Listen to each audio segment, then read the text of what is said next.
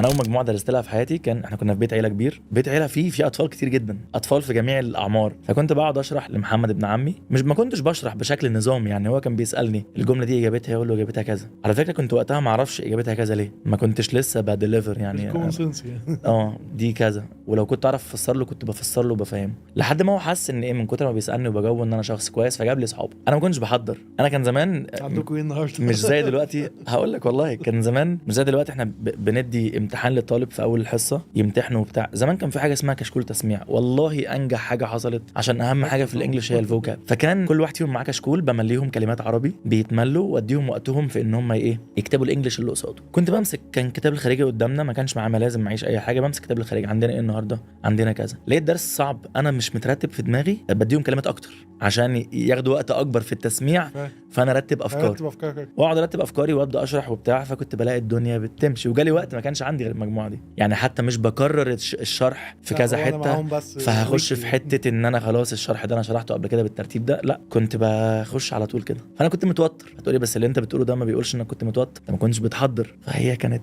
سبحان الله يعني. هي على فكره التدريس على فكره ملكه، يعني في شخص مهما اديت له نظري هو مش مدرس يعني ميسي مش كريستيانو يعني.